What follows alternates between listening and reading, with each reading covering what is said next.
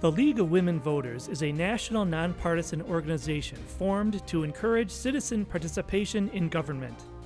It never supports or opposes any political party or candidate. The statements and opinions of the candidates are presented solely in the interest of public service and in no way are to be construed as an endorsement thereof by the League of Women Voters. The League of Women Voters takes no responsibility for any of the views or facts stated by the candidates.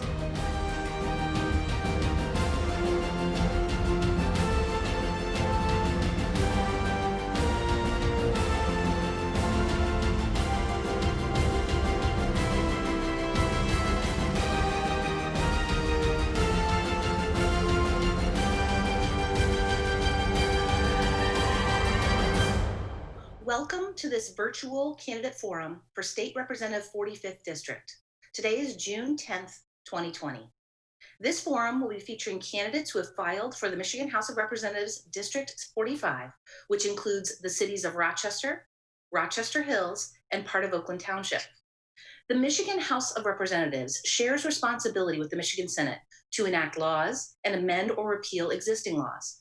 State representatives may serve a maximum of 3 full terms, and they must be at least 21 years of age and a registered voter in the district.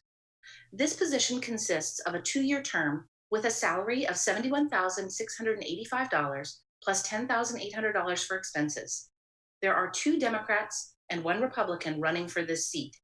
Voters can only vote for 1 candidate. This forum is being recorded with the generous help of Jason Dale and the City of Rochester Hills Media Department, and will be available on the League of Women Voters Oakland area website, lwvoa.org. Local cities and townships will be informed of its availability and may share as well. The sponsor of this forum is the League of Women Voters Oakland area. I am Deborah Horner, and I'm a member of the League of Women Voters. I am not a resident of this district. The League of Women Voters is a trusted, nonpartisan political organization of men and women across the nation. Our members do the hands-on work of safeguarding democracy. While we never endorse a candidate, we are directly involved in shaping the important issues that keep our community strong. As a League of Women Voters member, I have the opportunity to directly impact local, state, and even national issues. If you're interested in learning more about how you can have a similar impact, I encourage you to visit our website again. It's lwvoa.org. The League of Women Voters does not endorse any candidate or political party. Views expressed in this forum are those of the candidates, and the sponsors take no responsibility. The format for this forum has been established by the League of Women Voters. We ask that candidates answer questions with their views only and not interrupt other candidates. The candidates will be answering questions submitted online and generated by League of Women Voters members. The format is as follows. All candidates will be given 1 minute for opening statements in an order determined by a random drawing. Closing statements will be a quick 30 seconds in reverse order. Candidates will have 1 or 2 minutes to answer each question in rotation as indicated by me, the moderator. All candidates will be allowed equal time to answer questions. So candidates, please forgive me in advance if I have to cut you off for going over time. The candidates for Michigan House of Representatives District 45 are Democrat Barb Anness, Democrat Brendan Johnson, and Republican Mark Tisdel. We will begin with the 1-minute opening statements, starting with first Barb Anness, then Mark Tisdel, and finally Brendan Johnson. Ms. Anness, please start us off. Thank you, Deborah. And thank you to the League for hosting this Zoom candidate forum. My run for state rep is not a career move, but out of a sense of purpose. I have a track record and proven accomplishments through my years of public service. I'm a Rochester resident by choice, and I've lived here for 23 years with my husband, Tim, and we've raised our 2 children in this community. I'm a graphic designer, and I own a small business. I'm a passionate advocate for children in public education through PTA at a local, state, and national level, which led me to my current school board service as a trustee for Rochester Community Schools. My campaign was born out of frustration and optimism. Values are a big part of my life, and I haven't seen them reflected in the decisions being made in Lansing. Michigan has been a leader in education outcomes for kids and developing a thriving middle class for families. I'll work for better education outcomes for public education, for infrastructure, healthcare, and the environment. We must invest in our values, and those values must be reflected in our policy and budget decisions. So I'll represent all voices, and I'm asking for your vote for me, Barb Anness, for state representative. Thank you. Excellent, thanks. Mr. Tisdel, it's your turn. All right, thank you, Deborah, and League of Women Voters. As Deborah said, my name is Mark Tisdel. I've been a very active part of the greater Rochester community now for 3 decades. For 27 years, I volunteered as a cantor at the St. Andrew Catholic Church. I've raised 6 figures in charitable donations over the last 25 years. My wife and I each own small businesses here in the Rochester area for more than 20 years. I've been a Rochester Hills at-large city council member for 8 years, the last 4 years as council president and mayor pro tem. I've worked with and have been supported by this area's residents, elected officials, and community leaders. They've invested their trust in me and in my service. Continuing as their state rep is my way to increase the return on that investment. And I appreciate this opportunity to introduce myself to the voters. Thank you. All right, finally, Mr. Johnson. Yeah, thank you. Hi, everyone, and thank you so much to Deb and the League of Women Voters for hosting this absolutely wonderful forum. My name is Brendan Johnson, and I'm a Democrat running for this seat. Like many of you, I'm sure my life story is so closely tied to this community. I'm a very proud 4th-generation Michigander, and I was born and raised right here in the Rochester area.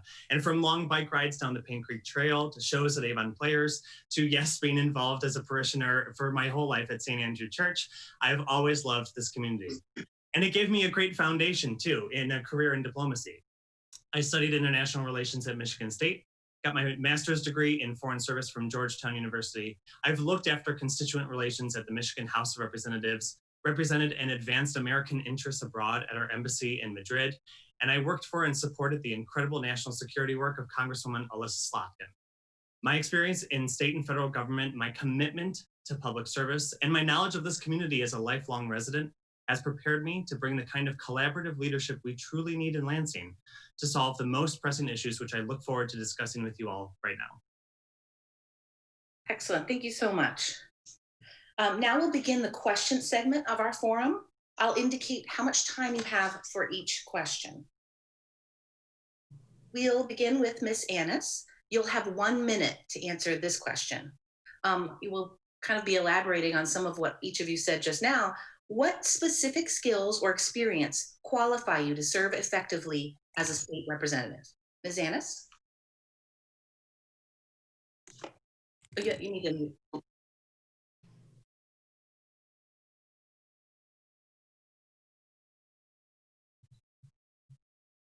Thank you, sorry. So I currently serve on the local public school board for Rochester Community Schools.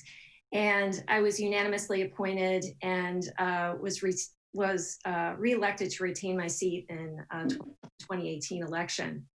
And that's an interesting role because I have to work with 6 other individuals on a nonpartisan body, which requires each individual to come to the problem that you're solving with your own set of skill sets and your own thoughts on issues. But at the end of the day, the job at hand is to reach consensus for what is in the best interest of every child within this district. So collaboration and problem solving are 2 key issues that I would like to bring to this particular role. Prior to my service as a school board trustee, I have been advocating for children in public education for 17 years at a local, state, and national level through PTA. And that requires also a level of communication between myself and elected officials at a local, state, and national level. So I want to bring a skill set of communication, collaboration, and problem solving to this job that I'm asking for. Great, thanks. Mr. Tisdel, what specific skills and experience qualify you to serve effectively as a state representative? Well, similar to Barb, I served 8 years as a citywide representative of in the city of Rochester Hills on the city council. The last 4 of those as the president. It's a nonpartisan position. So you are obligated to listen to all voices and to work with everyone that comes before the council. But particularly as president, you have to do that within a system of rules, a kind of a parameter of obligatory guardrails, so to speak. And it's understanding that you're not going to please everyone all the time, and you're not going to always get everything that you want, but it's the ability to constantly improve, to make things better for the community. And you have an obligation, first and foremost, to start with respect for the voters, for the residents, and those people that come before you. And I will take that to Lansing. Great, thank you so much. Mr. Johnson. Yeah, thank you. This is a really important question. So I'll say three things. The first thing is that I was actually born and raised here, and I know this community better than anyone else. This is my hometown, and I'm so proud to be a product of this community. The second thing is I am literally trained as a diplomat. It is my job as a career to go to the table where folks are coming together, yes, with different interests, and yes, they've all got their agendas. But the point of that meeting is to reach a consensus. And when I'm traveling and I'm talking to folks in our community, and I hear that one of the biggest concerns is this hyper-partisan vitriol that we've got, and this inability to actually get along, well, that skill is incredibly important. And I am so excited to take that to Lansing. And then the third thing is I am a public servant, true and true. My grandmother was a public school teacher. My mother is a public health nurse, and I have always worked for either the government or the nonprofit sector. And I'm so proud to know that deep down inside, I'm a public servant, which means increased accessibility. I will always be here ready to listen to community members, and I'm looking forward to doing that in Lansing.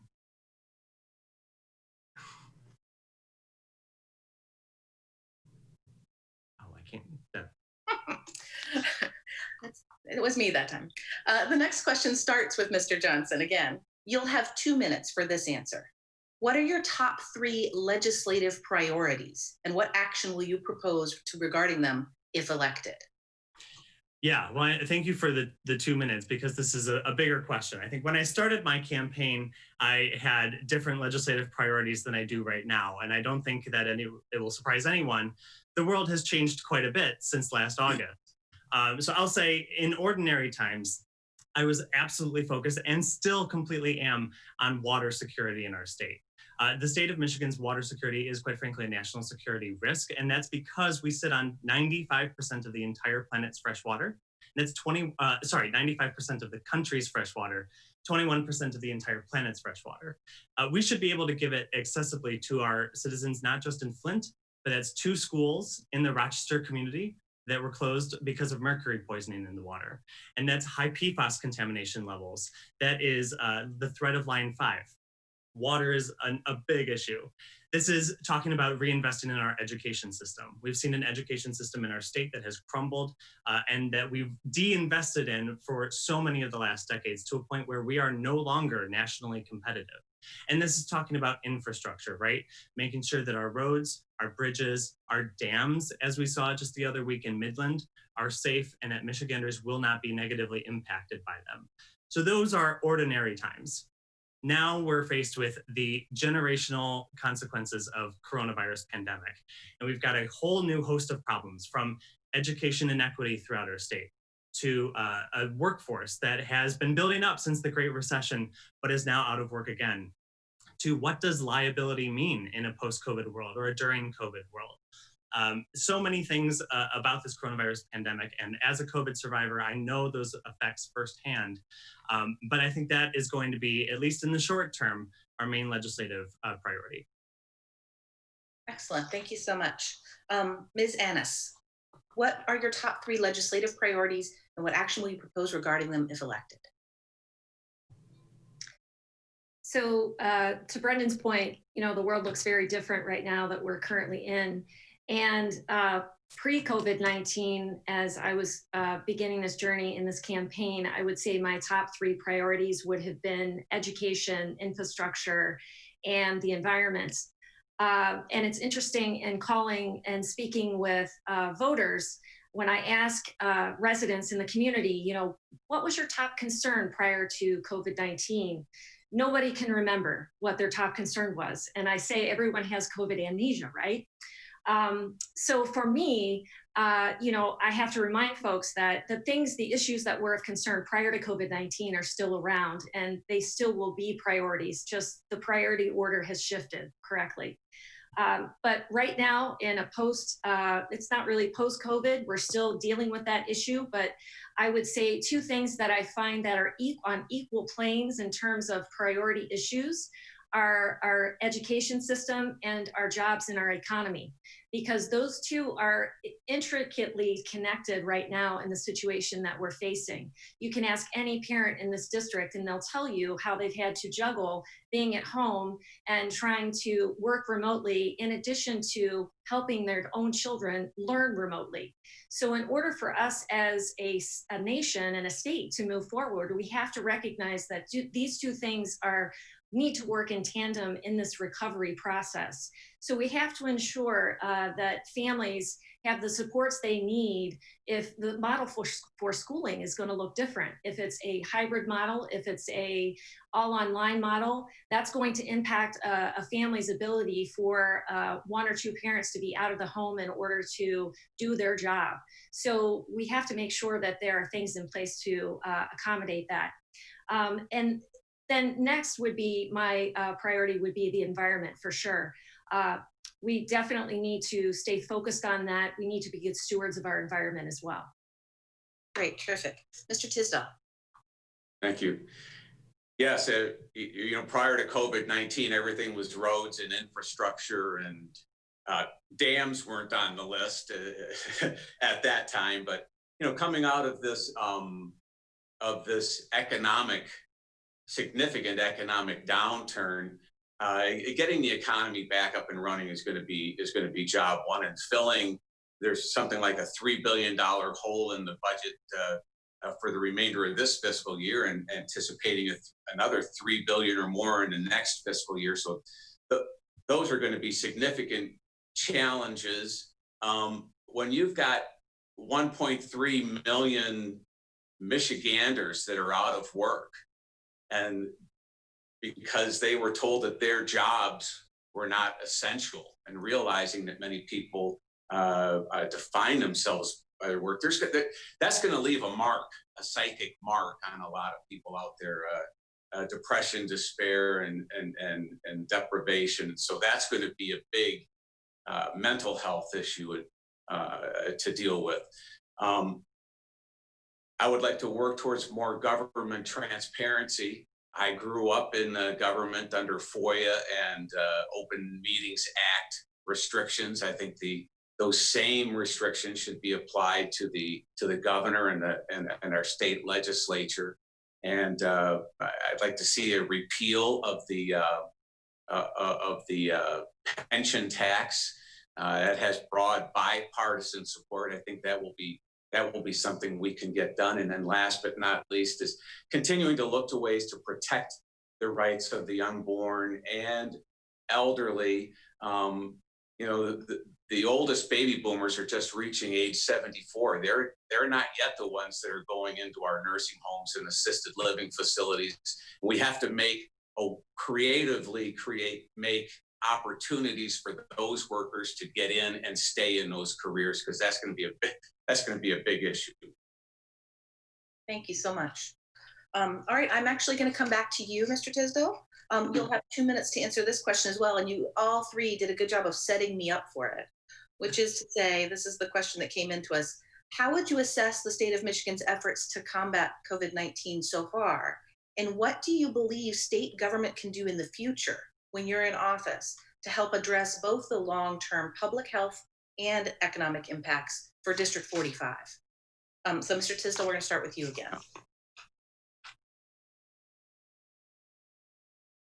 Well, it is a novel coronavirus. So it caught the entire country by surprise. Actually, if you look at, I think it was Johns Hopkins did a study, the United States and Germany were the best prepared for a pandemic. but that was for a flu. And it was based upon the reaction to the H1N1 back in 2012.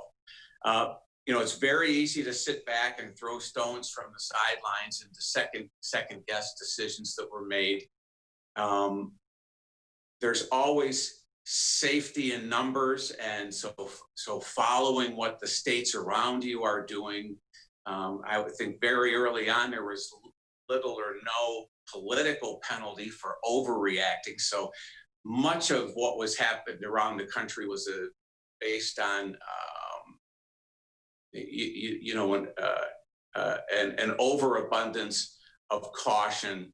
But in the future, I would like to see more trust put in the people, more trust put in the business owners and employers that value their customers and value their employees.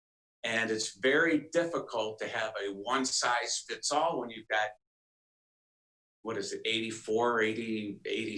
86 counties in the state, half or more of them, very little COVID exposure at all. So those would be the things that I would look to try and implement.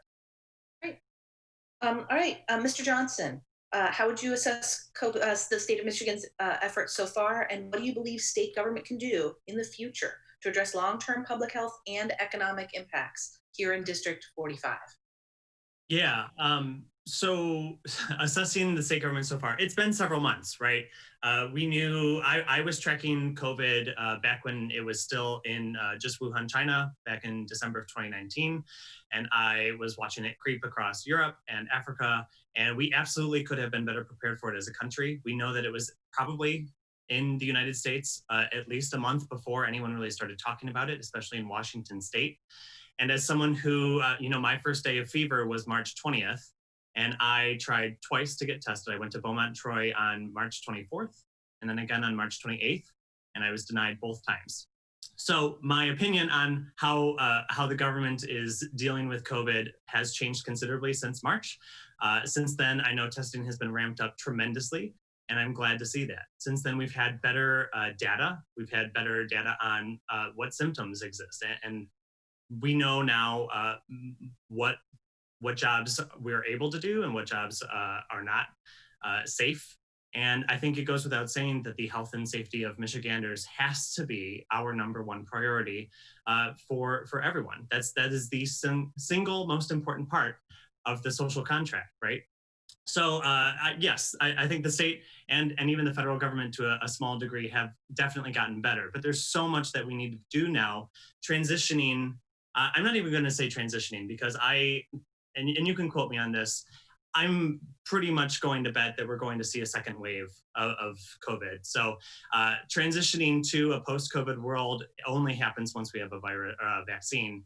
But really throughout this latent period of COVID, we need as a state to be giving our small business owners the tools that they need. And that's the medical information, that is the PPE, that is the wherewithal to know how to conduct business to succeed, right? Our community is based on auto suppliers, small business owners, boutique shops down Main Street, and all of these things absolutely can be open and do business during a coronavirus pandemic. It's just making sure that we let them do that safely. Great, thank you so much. Ms. Anness. So I don't think anybody in government had Playbook 101 for how to deal with a pandemic. And I think we can use this time to move forward and learn from what we've done if indeed there is a second wave. And in sitting through a revenue consensus conference recently over the phone between the state and the House fiscal agencies and the Treasury, two things that they said which stuck with me was that they made all of their budget predictions for the next several years, not just 1 year, 2 years, 3 years out, based on two things: that there would be no second wave of this coronavirus pandemic, and that would receive some sort of federal assistance in order to get over this issue in terms of economically, an economic recovery. So proceeding and moving forward through this time, there are several things that I would like to see. I'd like to make sure that we continue to use science and data to continue to inform our decision making as far as what stays open and what closes. I really believe strongly we need to ensure that we have increased testing sites available for all citizens throughout our state of Michigan, not just the first responders and those dealing directly with those impacted by COVID. Of course, certainly they need PPE. They should have that readily available to them. So that would also mean increasing that supply, ensuring that that's available to them as well. Also, when we're looking at this issue, we have to talk about infrastructure again. It circles back to infrastructure. We have an issue with broadband. There are some communities that don't have access to it. And we've seen that wireless connectivity is more important now as we get through this coronavirus pandemic. People have to be able to learn to work remotely from home if they need to. Children need to learn how to learn remotely if that's a second wave and that's the result of it. So we have to be able to give that accessibility to folks. And then we have to continue to have relief for small businesses. Excellent. Thank you so much. Deborah, if I may? Certainly, go ahead. Just to follow up on, I think there's a very significant probability that we will have a second wave. There's even a probability that we'll have a third or fourth wave. We do not have a vaccine for any coronaviruses that we deal with now, one of them being, a couple of them being the common cold. This is going to be a part of our lives for some time to come. So when people see numbers spike, it's not the result of government negligence or healthcare industry negligence. This is just the way it's going to run for some time, and eventually the virus will hopefully find fewer amenable hosts, and we'll be able to experience less concern with it. But I think some of these changes in our behavior we're going to be maintaining for some time to come. Good point. Mr. Johnson, Ms. Anness, you're good for the next question? Oh, sure, go ahead. Okay, great. I don't want to cut anyone off, but we want to keep our pace lively. We're going to begin again with Ms. Anness. You have 2 minutes for this question because you kind of set it up again nicely as a segue from your last answer. What measures do you support or propose to improve education outcomes for Michigan students in early childhood through post-secondary education? And how would you address concerns about public education funding? Thanks. So I think we need to recognize the importance of continuing funding levels to ensure a safe reopening for public education, especially where we're at now. And as I said, this is not just a 1 year out issue. We're looking at some deficit budget shortfalls for schools that could be detrimental. And right now there's an estimated $1.1 billion shortfall going into this upcoming school year. So that will have impacts on all school districts throughout the district. So we need to ensure that there is cooperation between the state and the federal government in terms of providing some relief to the state so that schools stay open. It's critical. Schools will also have additional costs in terms of moving forward to try and accommodate opening their buildings if it requires masks or if it requires social distancing. So there's some added cost to that has to be considered as well.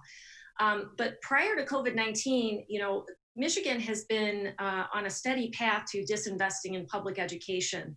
And that's been happening at a rate that hasn't been keeping up with the rate of inflation in terms of financing public education. So, and part of that is that the school aid fund has been used to kind of supplement the budget shortfalls in the general fund. So we need to stop playing basically a shell game with the funding that you find in public education. programs like preschool funding, universal preschool, that is an excellent way to ensure that children get the best footing they can when they proceed into their schooling. And there's disproportionate communities that don't have that available to them. So that is something that we should really be considering as something for a greater good for our entire state. I also want to look at a weighted funding model in terms of funding children's education, that it costs more to educate a child who is at risk, high needs, or has special education needs. So that has to be factored into how we begin to address funding for schools. And we need to reinvest in higher education as well. Excellent. I know 2 minutes is short. Thank you for your comments. Mr. Tisdel, what measures would you support or propose to improve education outcomes for Michigan students in early childhood through post-secondary education? How would you address concerns about public education funding? Well, we will be looking at a relatively significant drop in the state foundation grant or allowance. We're probably going back to what the state offered, just below $8,000 per student here in Rochester Community Schools. It was the 2014-15 school year. That's about $650 or so below where we are right now. But I think what we've seen is that the state has done a very good job of developing the delivery and the funding of school systems, and maybe not so much a good job of delivering and funding school services. There are all sorts of reasons why people can't fully attend or fully take advantage of the public schools for whatever reasons, physical, mental, emotional. Being able for parents to have choices to supplement or deliver education on a regular basis, more homeschooling, more choices, more opportunities to have input into where their education dollars go. The other thing that's been talked about for a long time is we have 587 school districts across the state, another 57 intermediate districts, and that's about one administrative entity for every couple thousand students. I think some consolidation and some efficiencies could be made there in looking at how to reorganize that administrative entity across the state. Thank you. Mr. Johnson. Yeah, this is such a really important question. And like I said earlier, when I launched my campaign, this was one of my biggest focuses. So if you go to my website, I'm so proud I was the first candidate in this race to put out a really in-depth education plan. I published that in February 4th. So brendanformichigan.com/education, you'll find all of my proposals for how to deal with education moving forward.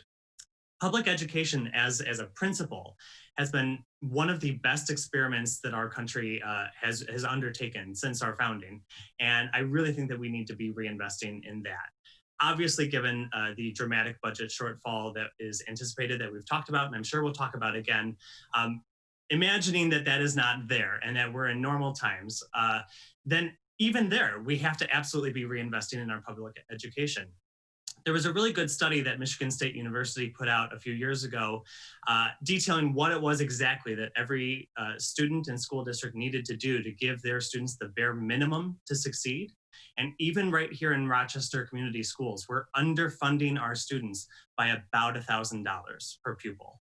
So even in a very wealthy top school district like ours, that funding level just isn't there. Michigan is also the second highest state in the nation for how much out of pocket every teacher is expected to pay for basic classroom supplies. So the state really needs to do a lot more, one, with increasing teacher pay, making sure that Michigan is a more attractive place for more teachers to come and teach, which will decrease that student to teacher ratio, making the classroom environment healthier. We need to invest in wraparound services, making sure that our students are supported, especially in a post-COVID world. We need to meet our teachers where they're at, meet our students where they're at, and yes, meet our parents where they're at too, our parents who have been attempting to homeschool their kids to the best of their ability throughout this crisis. I'm going to say, and one last thing with the overcrowding, because this is a really big problem throughout the entire state of Michigan, but even in Rochester, is we rely too much on long-term subs. So making sure that we actually get more teachers in the classroom will decrease that. Thank you very much. It's hard to do two. It really is. It is very hard. Ms. Anness, I know you've got a point to make. Yeah, I just wanted to speak to Mark's comment about choice. And for me, I believe that public education is a public good and that public tax dollars should remain in public schools. So I'm against any diversion of public tax dollars for private choice schooling or for religious choice schools. And quite frankly, families that have the means already make the choice by choosing the communities in which they live. So choice in many times, in many ways, especially within our state that we currently live in, is not beneficial for families who don't have the means to send their child to a school district that isn't within driving distance, or if they don't have transportation, or if they have transportation issues to get their child there. So I just wanted to reiterate that families that want choice can make the choice by choosing where they live, and public education should stay a public good. If I may, please, Deborah, I think it's important for people to remember that, the education, K through 12 and higher education right now is about 25% of the entire budget. And I don't know that offering more choices to people on where to direct their education dollars would mean parents fleeing from the public schools. I don't know what those choices would be. But again, we've always got that, as we discussed with COVID-19, it's that one size fits all and centralized decision making. And I would just like to see creative opportunities to give more choice for directing those dollars to the parents. If you talk about local control, it gets no more local than at the kitchen table. Mr. Johnson.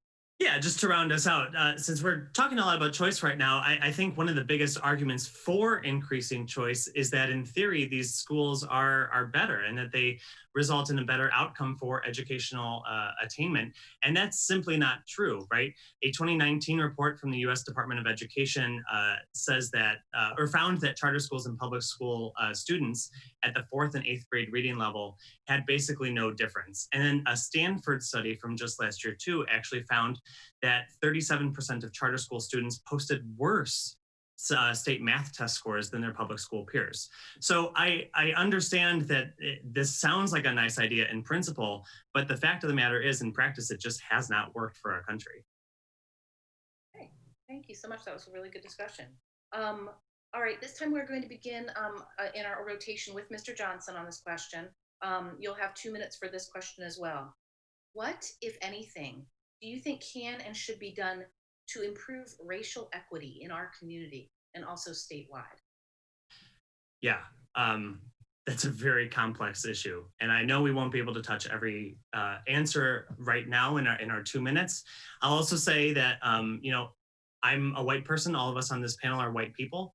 So we come from a unique place of incredible privilege when we're talking about deeply entrenched generational, centuries-old structural racism in this country.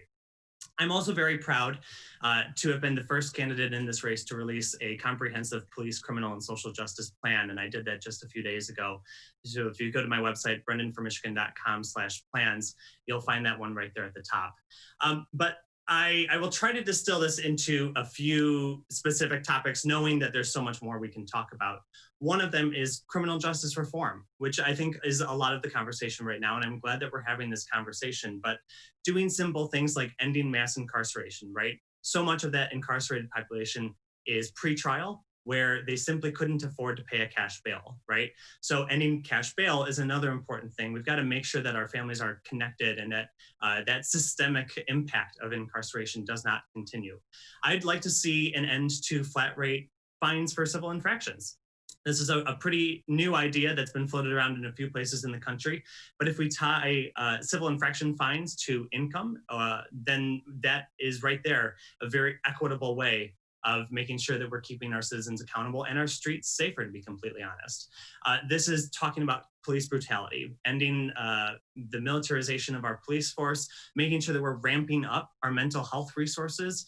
There's a really cool study or practice right there in Eugene, Oregon, where approximately 20% of all 911 calls have been transferred to a mental health nonprofit. And then that nonprofit takes care of those calls at a very small fraction of the price. And it has saved countless lives. Another way that we can talk about this is environmental racism, right? The most polluted zip code in the entire country is right here in Michigan. And this is where you've got a system that is many decades old of racial redlining and racial housing inequity that has forced, and actually we see it in the lead pipes too in Flint, but environments that are low socioeconomic happen to also be where there is more pollution and there's more environmental racism. So there's so much more to talk about. We'll talk about it at a different time, but thanks. I know it's hard to keep the comments brief. We want to also hear though from Ms. Anness. We'll have to unmute. I just want to repeat the question. What, if anything, do you think can and should be done to improve racial equity in our community and also statewide? Sure. So as a mother, I can't stand by idly and accept seeing the recent murder of George Floyd at the hands of police, nor the systemic police brutality that is disproportionately impacting communities of color throughout our nation. And as a community, Greater Rochester isn't immune to many of the ways that racism manifests itself in culture, religion, or skin color, and it permeates all levels of our community in government, commerce, and education.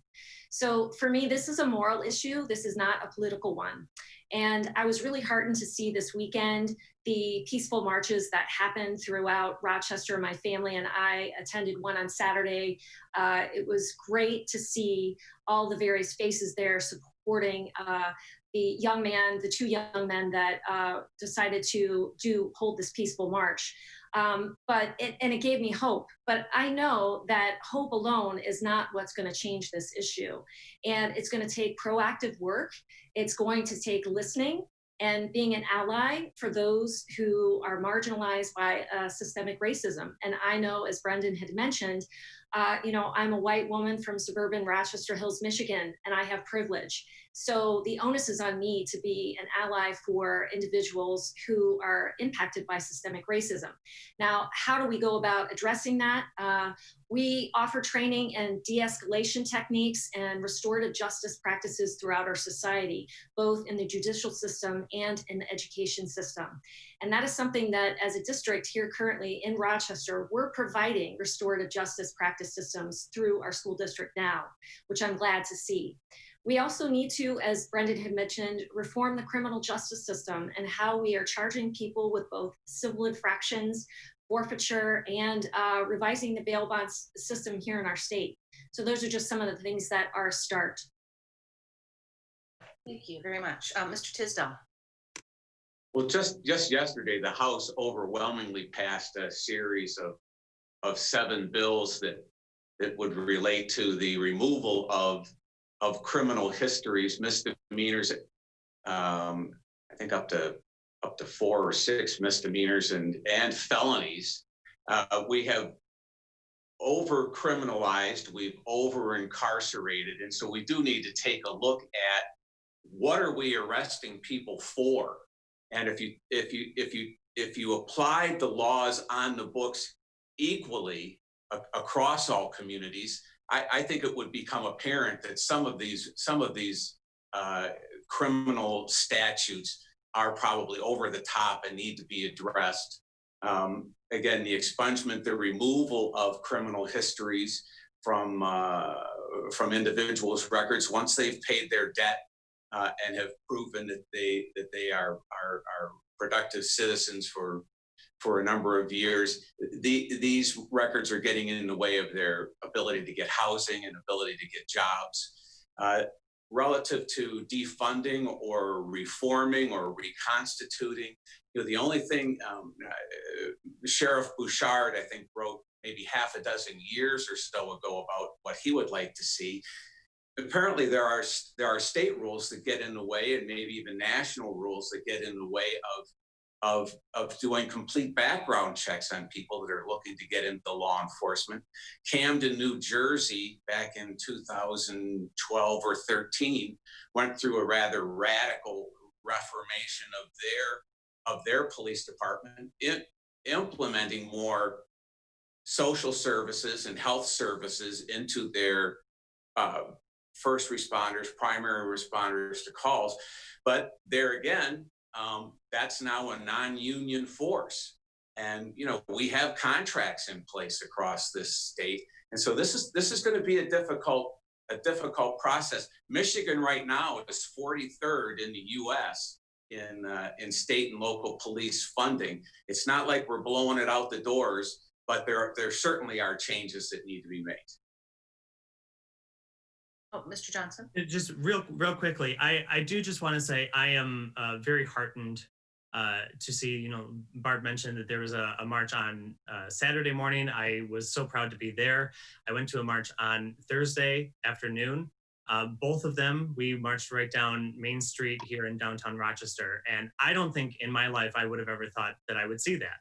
So I do want to say that I'm proud of our community for realizing that this is an absolutely critical inflection point and knowing that we have to step up. We've got to do something. So just wanted to say, baby steps, but I'm glad to see that we're finally having this conversation. Okay, great. Thank you so much for your comments on that. I think it is a very important question for all of us to be considering. So we're going to try to pick up the pace a little bit here. We're going to go with 1 minute for questions. So being even more concise will be great. Mr. Tisdel, I'm going to have you start with this one in our rotation. You'll have 1 minute for this question. What approaches, if any, would you support as a state legislator to protect Michigan's environment and promote energy sustainability? Well, of course, air and water are fungible assets, are constantly being interchanged or replaced with the air and water coming from nearby communities and states. So they do scream out for state and national standards and even international standards. Our Great Lakes are bordered with Canada. I was born and raised in Port Huron, grew up on Lake Huron. Even to this day, many of the freighters park in Canadian waters because their dumping limits are greater than U.S. waters. But so it's hugely important for air and water. Land use, a more static asset, I think it can be more locally regulated. And then relative to energy, efficiency and energy density has to be the parameter or the paradigm that we go after. Diffuse energy is going to take up a huge footprint, and intermittent energy requires a 100% fossil fuel generator running in the background. Great, thank you so much. Mr. Johnson, what approaches, if any, would you support as a state legislator to protect Michigan's environment and promote energy sustainability? Yeah, so right, we'll start with water. And I know I kind of gave a little bit of a tirade earlier about how much water means to me. And to read more about how much I want to talk about water, go to brennanformichigan.com/plan/water, and you'll read my full water plan, which was released back in March. But there's so much that we need to talk about too that I didn't even mention, right? This is talking about the threat of Enbridge Line 5 up there between the two peninsulas. And what are we going to do about that? And the energy that it does give to both peninsulas. So that's an interesting area where the two issues really have a nexus. What are we doing about, like I said, the PFAS contamination? What are we doing about polluter pay laws? Making sure that folks who have the ability to spew green ooze onto I-696 are held accountable for that, right? Making sure that our energy system does work, like Mark said, and is secure moving into the 21st century where energy systems are liable to cyber attacks. from a specific energy point, oh my God, a minute was so fast. From a specific energy point of view, I will say as a millennial, extremely conscious of the responsibility to solve our climate crisis, I do want to move, transition from a carbon heavy to a carbon neutral energy system as fast as possible. So I know that has to be said out there, but yes. Great, thank you. Ms. Anness. Yes, a minute flies by. I believe, we're custodians here in the Great Lakes state of 20% of our fresh water.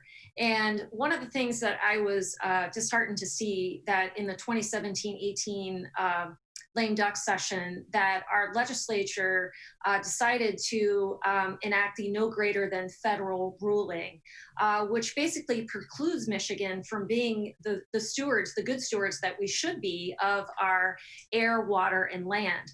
So if I was appointed as a legislator, I would work to repeal that, because it's incumbent on us as a state to be mindful of that if we're not receiving that kind of oversight from a federal level. Water is a human right, and we need to protect it.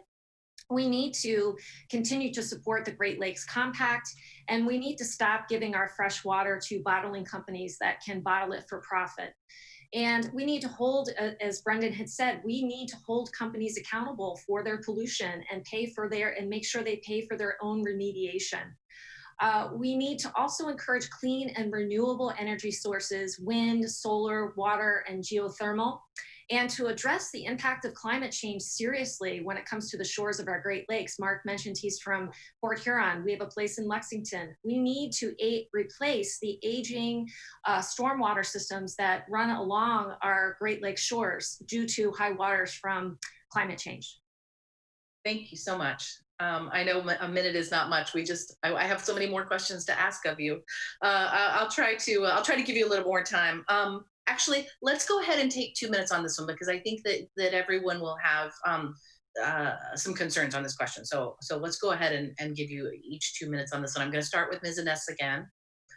Infrastructure funding has been an intractable problem in Lansing for many years now. What do you believe the legislature can actually accomplish to improve Michigan's bridges, roads, and other infrastructure? And where do you see funding coming from to support these improvements? Ms. Anness. Oh, you'll need to unmute. Great, good work, thanks. Sure. Yes, infrastructure, the infamous thing that hasn't gone away post COVID-19. So it's definitely a problem. And as I said, infrastructure is definitely more than just our roads and our bridges. It's now, let's toss dams into the equation. And I believe that broadband is also should be considered as an infrastructure issue as well.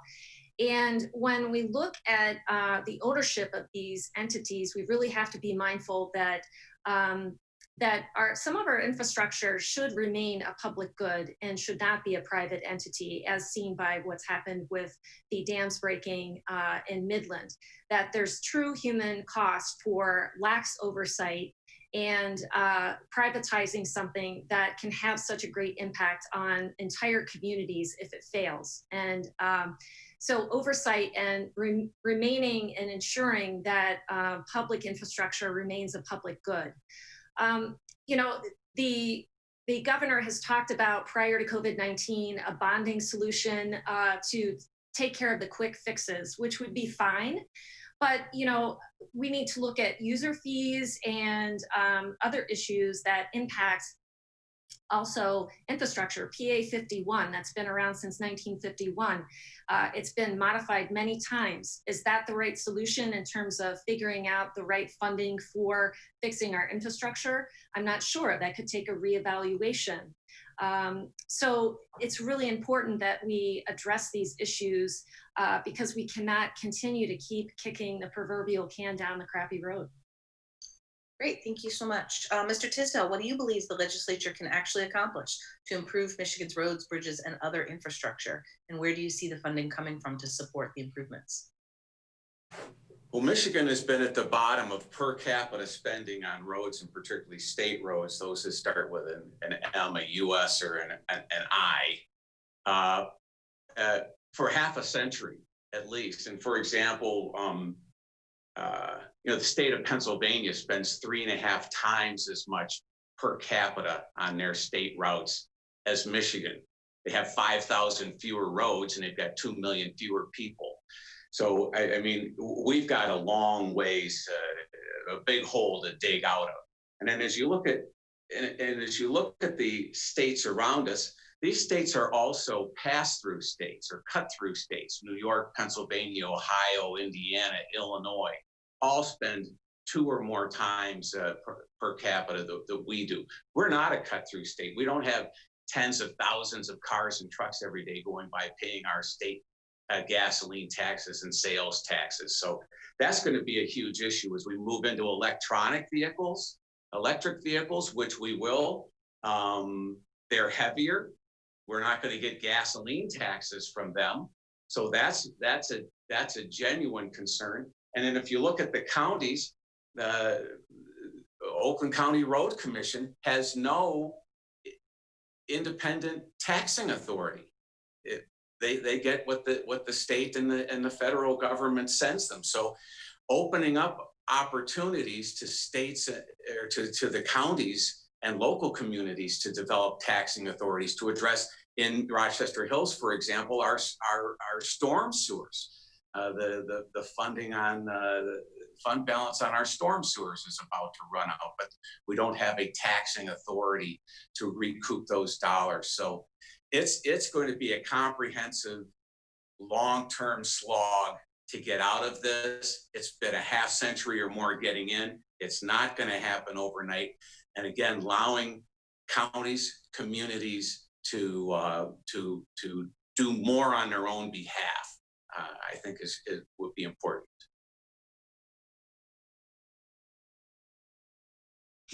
Thank you so much, Mr. Johnson.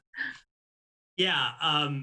So I think this is such a huge issue, right? And it is really a fun activity to talk to folks from outside of the state of Michigan and let them know that our governor just won on the slogan, "We got to fix the damn roads," because that should not be a big issue for a state. But as both Barb and Mark have said, Michigan is at the bottom of the pack and has been for absolute decades. And this is roads, bridges, dams, yes, broadbands, yes, energy, yes, you name it. We are not doing a great job of our infrastructure funding. So what can the legislature do? Well, the legislature can reprioritize, and we just have not done a good job at that. We do keep kicking the can down the road with these state bonds, but for all intents and purposes, this just has not been a priority for the government of the state of Michigan. And I don't know, quite frankly, what kind of a natural disaster, or I guess an infrastructure disaster, we're waiting for to be that impetus that we need. I would like to have thought that the evacuation of 10,000 people in Midland during a pandemic where they're not supposed to be leaving their homes in the first place would have been that impetus. A few weeks have gone by and it doesn't seem to happen. I don't want to get to a point where a bridge collapses like it did in Minnesota, and even then nothing happens. So just saying right there, we absolutely, and I think all of us right here are in accord on this, this has to be a priority for us. On the issue of toll roads, there was some interesting discussion about that last year before the pandemic started. And I do think the legislature probably would have done something had COVID not totally uprooted and commandeered the agenda. Toll roads, that's a really feisty national issue where the infrastructure or the interstate system, we are not allowed to toll in the state of Michigan on our current interstate infrastructure. So a lot of those proposals are kind of hairy over there. I'm the proud driver of an electric vehicle. I drive a Chevy Bolt. It was manufactured right up there at the Orion plant. And because, like Mark said, I don't pay a gas tax, I actually did pay a rather high registration tax. So I'm glad to see that some of those equity issues are already being figured in. But I see that I am out of time. Thank you. There's a lot we can talk about. Okay. Now I want to try to squeeze 2 more questions in, but you're going to have to work with me to go for a minute on these questions. Just come up with something that you really want to express to voters about these topics. And I'm going to begin with you, Mr. Johnson. Can you give us an example of a time you brought people together from different sides of an issue to achieve a goal, and talk just very briefly about how you might encourage cooperation between members of parties in Lansing? Thanks. Goodness. A very wise political figure told me once that running for office is the only job interview that you get that is more than 1 day long, and you get to define the terms of the job. And I did not think that I would get such a classic job interview question with this. But yeah, this is incredibly important. So when I was working at the Detroit Zoo, fun fact, I was a public event planner at the Detroit Zoo for 3 years. I was also our liaison and the administrative and financial chair to a group called the Michigan Alliance for Cultural Accessibility. And we were a group that was composed of representatives from all the major Detroit cultural institutions, the DIA, the DSO, the Henry Ford. And we got together to talk about how our institutions could better make ourselves accessible to every Michigander. And we started with autism, but we talked about language barriers, we talked about physical accessibility, we talked about educational accessibility. And because of the unique differences of all of our groups, we come to the table with a very, oh my goodness, a very disparate, but finish up quickly. It's a great very disparate set of beliefs and corporate structures, if you will. I was so proud to take the lead on writing the bylaws that would make this group work and merge all of our different ways of thinking and different priorities together to really move forward in bringing the cultural riches of Michigan to all Michiganders. Sorry for going over. That's all right. It's a tough question to answer briefly. Ms. Anness, can you give us an example of bringing people together to achieve a goal and really talk about how you'd encourage cooperation in Lansing? Thanks, that's a great question. So I had some time to think about it while Brendan answered.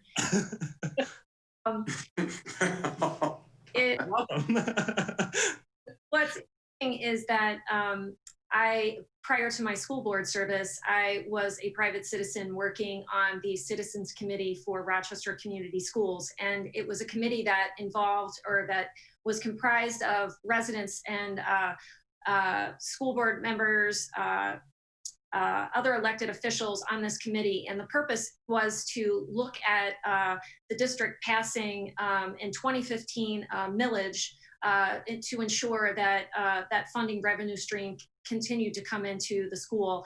And then also in 2016, I worked on the bond, the $185 million bond, which was passed, which that was a great example of community members coming together that maybe had different perspectives on, how to go about seeing that funding got appropriated for the district, but saw the need and got together to decide that this was the best solution in order to do that. And that required collaboration and coming together for a cause greater than ourselves. Great, thank you. Mr. Tisdel. Well, thank you. I've had 8 years experience in this, at 4 years as the presiding officer for the city of Rochester Hills as the mayor, 11 department directors, 30 resident-driven boards, committees, commissions, and 130 residents serving on those boards and committees. And you've got six other council members to work with. And I'm very proud to say that our largest votes were unanimous. And so that means making adjustments and pulling everyone together and getting everybody's voice heard. And again, it comes back to respect. I steal this line from David Brooks. One thing an elected official owes his constituents or her constituents is respect. And if you start from that position, recognizing everyone has a voice, everyone has a position, and I think we can massage those together into something valuable. Great, thank you. All right, let's get one final question in before we have our closing comments. We'll begin again with Mr. Tisdel. How do you predict the communities of the 45th District will be doing in 2 years from now, at the end of your potential first term in the legislature? I think that we will be doing very well. The surrounding communities' property values have grown significantly since the end of the recession and have maintained their value so far during this COVID episode. In fact, Rochester Hills, and I would assume that Rochester and Oakland Township enjoy the same position, we've got a 19 to 20% buffer between what's actually taxable and the value of our property. So we're very well positioned to sustain and come out of an economic hard time well. The city of Rochester Hills has a structural surplus, very conservative guesstimates on revenues and overly aggressive guesstimates on expenses. And it's just the culture that we enjoy here as residents in this 45th district. Very well run communities, and I think we'll be doing very well relative to our peers in 2 years. Great, thank you so much. Mr. Johnson. Yeah, I mean, I've lived here my entire life, and it's a nice place to live. And I don't anticipate that changing for the worse, certainly over the next 2 years. If anything, we've got room to grow and room to do even better, especially given right now with just squeaking out of the everything being on lockdown part of COVID. I anticipate our businesses opening back up and flourishing as they have been, our restaurant scene opening back up and flourishing as it had been. I anticipate our students eventually over the next 2 years getting back into the classrooms and flourishing as they had been. And folks who live in the community will be proud again because they will have the dignified and fulfilling careers that they moved to this community to enjoy. I will also say that our residents will be proud of their voice in government. And I think that has been sorely lacking for better or worse, although for worse, in this district. They will be proud of their representative in the Michigan State House. They'll be proud of their representative in the state Senate. We're certainly proud of our Congress people and our governor. And the accessibility of your voice to those government officials will be absolutely the thing that I will be most proud of. Thank you so much. Ms. Anness. So to Brendan's point, there's definitely, we definitely have room to grow. And I've lived in this community for 23 years. I've raised a family here. My husband and I have bought a house. We're vested in this community because it's a welcoming community, and it's always been one that has been successful. And to Mark's point, in terms of fiscal viability, I don't have a doubt that this greater 45th area will continue to be fiscally viable. But my concern moving forward and looking in the coming years is how do we continue to make sure that we invest in the things that we say we value? We continue to look out for those that are marginalized in our community and vulnerable, like seniors, like veterans. I know for a fact that, transportation is an issue that we talk a lot about regionally and within our district. We have the OPC, which has a great busing system for our seniors, but we also have to be mindful that that busing system doesn't get them to what they need beyond our borders. So I see our future is bright, and it will be just as successful as long as we continue to value and place our values and invest in them. Thank you so much. All right, that concludes our time for questions. The candidates will now be given a very concise, I keep bringing your time down, 30 seconds to make a closing statement. We're going to go in reverse order of our opening statements. So we're going to begin with Mr. Johnson. Yeah, and thank you so much, Deb and the League of Women Voters for having us, and to Mark and Barb for agreeing to be with me here today. Over the last year, I've listened to thousands of residents' voices here, and I've built a strong campaign needed to win. I'm so proud to be endorsed by dozens of community leaders, advocacy groups, and labor unions, and I'm the only candidate who has thorough policy plans and is always the first to engage in a new problem. This is a critical moment in our country. We can't afford more of the same old, because the same old clearly doesn't work. We need a new generation of strong, values-driven leadership to represent the Rochester area and Lansing, and I believe I'm the only candidate with the appropriate experience and community support who can promise you that. Thank you. Thank you. Mr. Tisdel. Well, thank you, Deborah. As I said in my opening statement, I've been an active part of the greater Rochester community for 30 years. I'm not running to build a career. I'm not running to enhance a resume. I'm simply willing to continue serving this community, its residents, its elected officials, and its community leaders an area that's been so good to me and my family. I'm running unopposed in the Republican primary August 4th, but I still need your vote. Don't come out on the 5th, make it the 4th.